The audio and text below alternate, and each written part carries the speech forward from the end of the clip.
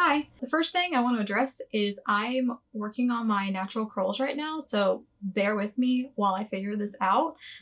It's kind of been a mess. This video will be my August wrap up. I will talk about the books I read in August, the books I acquired in August, and other bookish thoughts from August, which will make sense once we get there. In August, I finished 8 books, which is, I would say, more than I normally read. It was just kind of a weird month. I like to reread books. In August, I reread more books than I normally do. I promise it's not always like this, but you'll see what I mean when I start talking about them. I'm always reading multiple books at the same time, so I'm gonna go over these books in the order I finished them in. The first book I read was Gone by Michael Grant.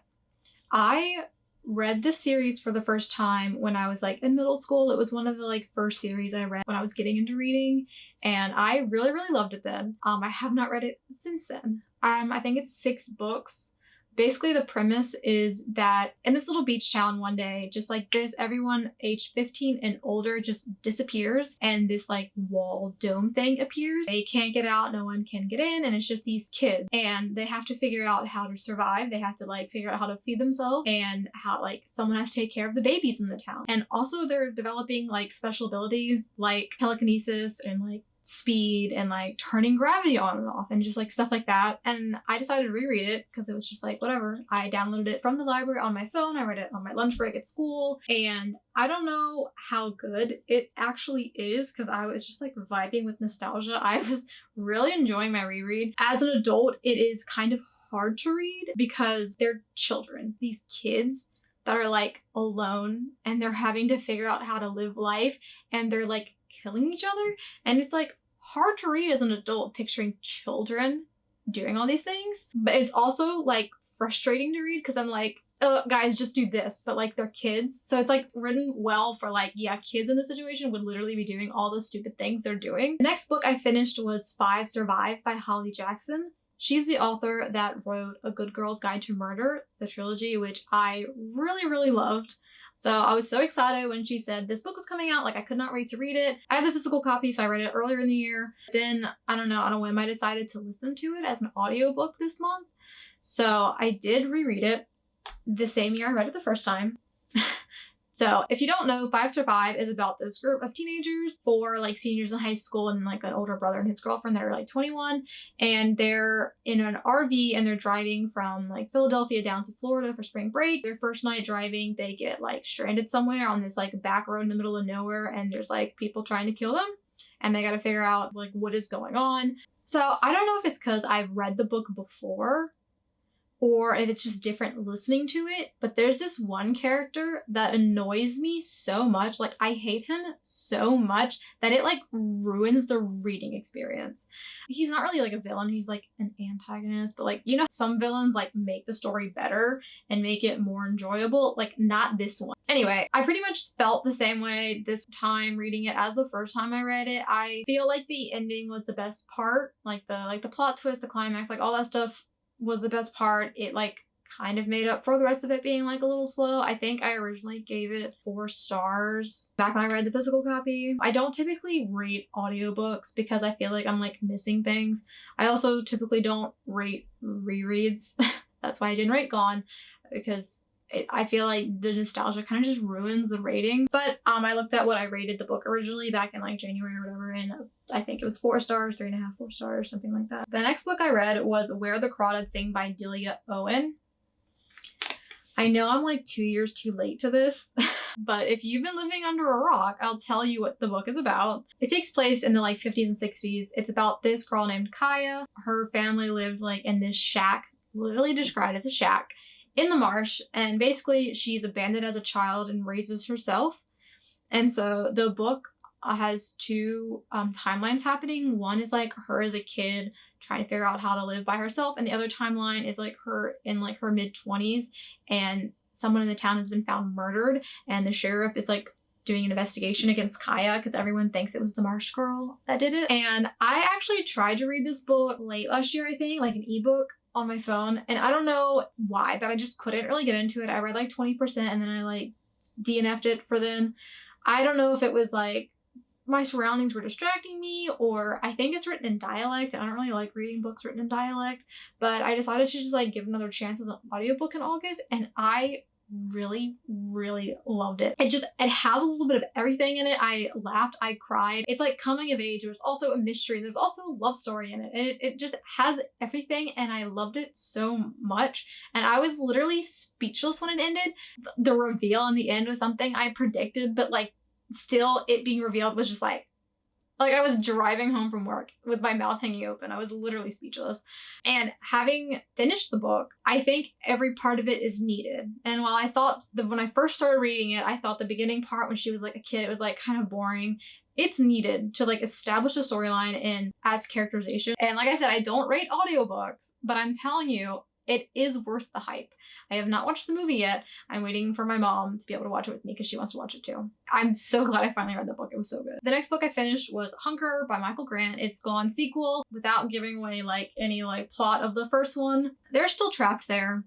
And as you can tell by the title of this one, the main plot is they're hungry because they've been there a few months and they're running out of food. Same thoughts as the first one. I was really enjoying it. Again, it was hard to read some parts because it was emotional.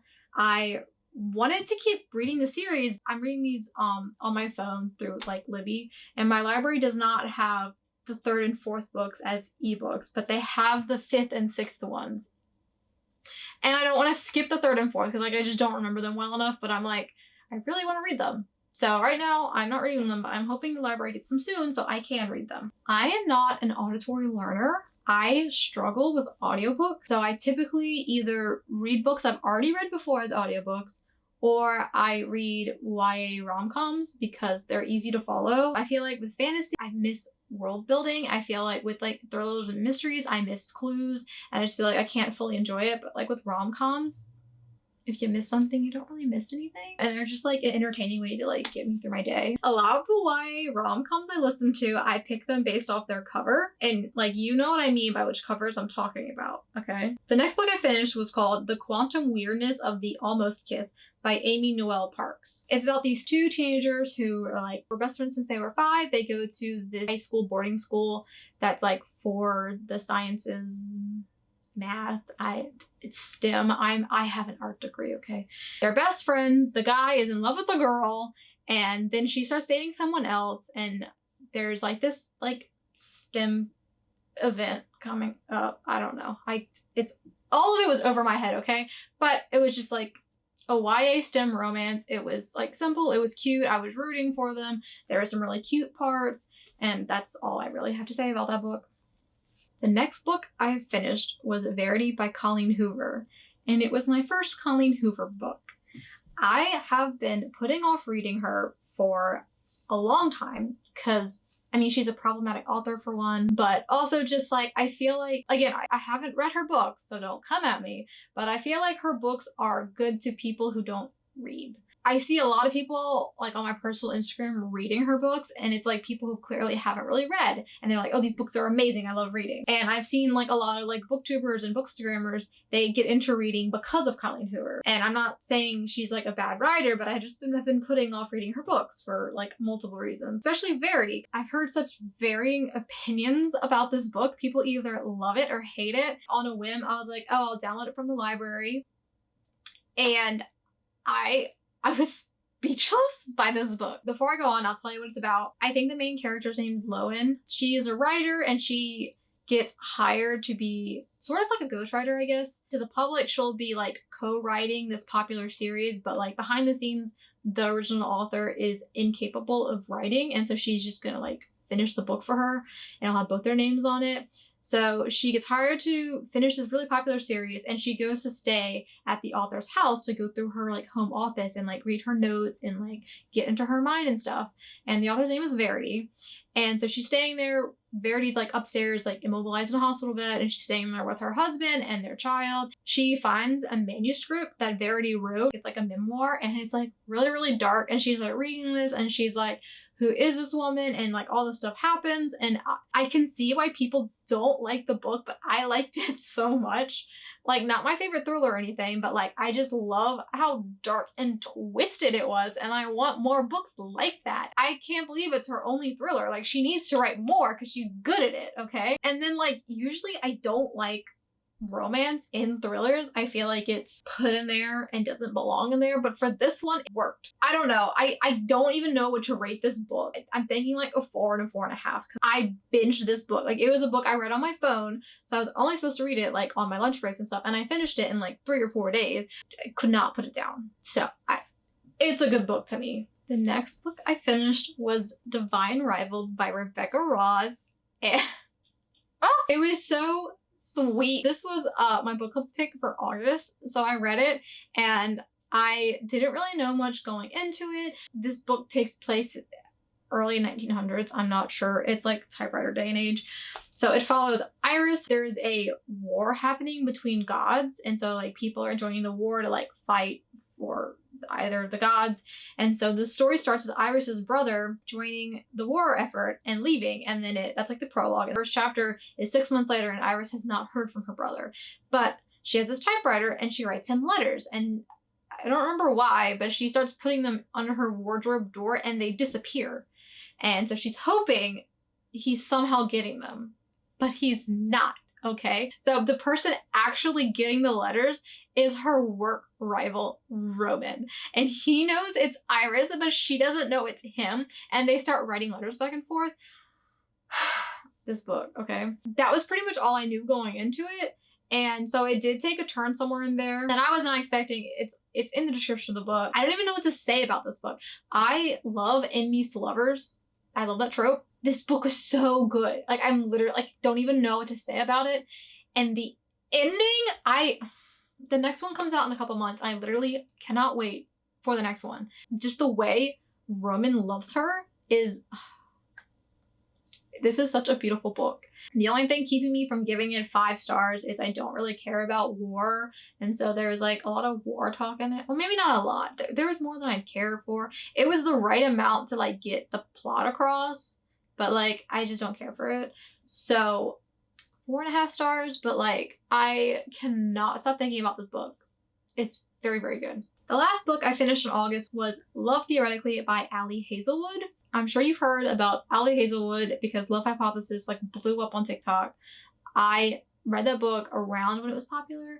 I really, really loved Love Hypothesis. I gave it 5 stars. And then her book Love on the Brain came out and people were like, oh, this is just like Love Hypothesis. She can't write anything else. And da da da da da. And so I put off reading it and I decided to read it as an ebook in July. And I'm so glad I did because it's literally not just like Love Hypothesis. Like, yeah, she writes STEM romance. There's nothing wrong with that, okay? She knows how to write romance. Her writing is so good. She might be my favorite romance writer because... So then this one came out and I was like, well, I have to read it. I'm not going to listen to what people say. I read this book as a physical book, but I annotated it and gave it to someone in my book club, so I don't have the physical book with me. This book is about Elsie, who has her PhD already, and she is working as an adjunct professor, and she does not make enough money. And so on the side, she works for this company that does fake dating. So like if you need a date for an event, you pay this person to be your date. And she has like a favorite client that she works with a lot, and she does not get along with his brother. And she applies for this job at MIT and she goes in for the interview, and guess who's one of the faculty interviewing her? It's the guy's brother that knows her as Elsie the librarian, not Elsie the physicist. So it's like sort of enemies to lovers, but like if you read it, it's like there's like so much like more to it. I loved this book. I read this book so fast. I have not binged a book this fast in a while. It was so good. I love romance. She's just so good at writing romance, and his name's Jack. Jack loves her so much. I literally cannot get over it. I can't think of anything I didn't like about it, so like 5 stars. Okay, so those are all the books I read this month. I also am pretty liberal with my ratings. I don't give 5 stars very often. I do give a lot of 4 stars. I don't like being mean. I mean, if if I enjoy reading a book, I enjoy reading a book. Like if it's entertaining, I'm entertained. Like I just like, so the next part of this video is going to be books I acquired in the month of August. I never do book buying bans because I think it's the same thing as a diet. Like if you tell yourself you can't have nothing, you're gonna break and have a lot of it. So I don't do book buying bans. I just try to limit how much I spend on books. So based on my memory, I only got 4 books in the month of August.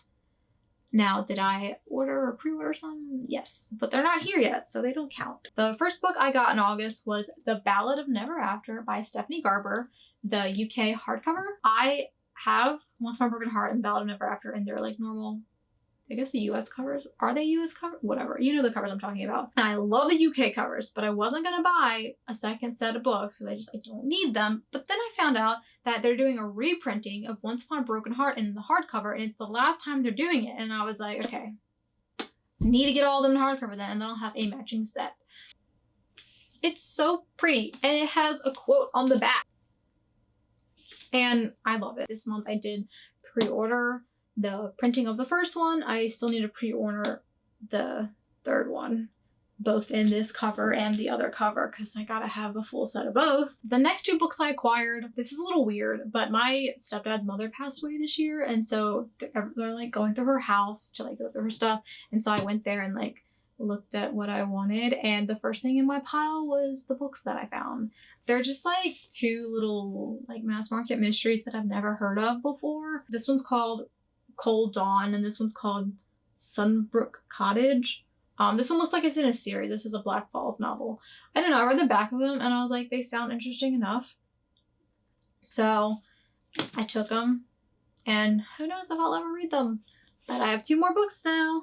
Okay, so the last book, I don't know if you know, but Divine Rivals blew up like late July into August. It was becoming a fourth wing situation where it was sold out everywhere. And I read it for my book club, and so I had to buy it on my Kindle so I could read it in the month of the book club.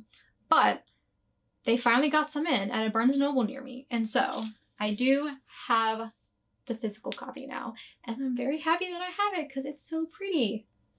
And then when the second one comes out, I'll have them both, and they're both so pretty. And so now I have that. So that's 2 books I bought this month just for display reasons. So now we're on to bookish news of August, and I thought this would be like a fun little thing to do. I had the idea because specifically in August, I have 2 different bookish things to talk about. So basically, I'm just going to talk about bookish thoughts I have of that month. The first one I'm going to talk about is the Red, White, and Royal Blue movie. I read that book a couple years ago. I don't remember when. I liked it. I did like it. I didn't love it. I think I gave it 3.5 stars. I think they're very cute together. I really did love them together. I liked their story. I liked the representation. I like the idea of a female president. I like all that. I did not care about the politics in the book or the like talk of history. Like I just don't care about that kind of stuff. When I found out the movie was coming out, I was like, oh, well, of course I'm going to watch the movie and I'm going to reread the book. So I did reread the book in July. I listened to it. I felt the same as before. I do like the story, okay? So I watched the movie. As much as I don't care about the politics, I'm like mad about what they cut out of the movie. They just like completely cut out big plot. They cut out how much Alex cares about politics. They cut out the whole Raphael Luna storyline. Like that's like a big plot. Like and they cut out June. How can they cut out his sister? Where is the White House trio? Like the movie was cute. I think the actors portrayed them really well, but like I'm just mad about what they left out. Like the movie did it a disservice in my opinion. So I just wanted to tell someone my opinion on that. The other bookish news I want to talk about is season 2 of The Summer I Turned Pretty. Yes, I'm one of those girls, okay? I watched the first season last summer while I was homesick, and I was hooked on it, as one does. And so I wanted to read the books, as one does. And the whole time from the library was like literally weeks. I put it on hold. I read them as ebooks, and I read all 3 of them back to back really quick because like they're just like simple little reads. I just get hooked on them, and like they're not great. They're not great books. They're good. They're like Belly's like annoying, and like I don't really care for love triangles and whatever. Season 2, okay? Season 2. I was so obsessed. I could not stop thinking about this show. I just waited every week for the new episode. I watched episodes twice. I loved this. I don't know what they put into that show to make people go feral over it, but I love it. And so I want to reread the books. And so again, the whole time from the library for weeks, but I did put my holds in. I'm trying to restrain myself from buying all the physical books. I just don't need them because I don't even care about the books that much. I just really like the show and I need season 3. Okay, I need it. And like, I'm all for the writer strike and the actor strike. I think great for them. They deserve better conditions and I hope they work something out that's good for them that they need. But I want season 3 so bad. So I think that's everything I was gonna say in this video. I'm not sure if I liked how I did that. I'll have to make notes and improve for next month's wrap up. But it was a pretty good reading month. I don't always read that many books in a month. It just really depends on what's going on. So reading 8 books while working 2 jobs. I'm proud of myself for that. And I'm proud of myself for only spending money on 2 books because it could have been worse. So I think that's it for this video. I feel like I was a mess. I hope I wasn't. Hopefully next month I'll read more physical books and I'll be able to like actually like have books here to show you when I talk about them. But anyway, thank you for watching and I'll see you in my next video. Bye. They also make, I don't know if they have them for this specific one, but they make remotes where you can start and stop recording. They make remotes for everything. Yeah, you know what I mean. You jerk. You don't want this one in here, do you? He's a monster. He is a monster. Why would I want him in here? Well, because, I don't know, cats are good for viewership, aren't they? Oh, she's wow. Gonna kill him. She's going to kill me. She's going to claw in my neck immediately. Okay, I'm going to remove all cats from the room. Okay. Oh, jeez, that was fast. Hi. First thing. Cat! Why is this literally the hardest part? Okay.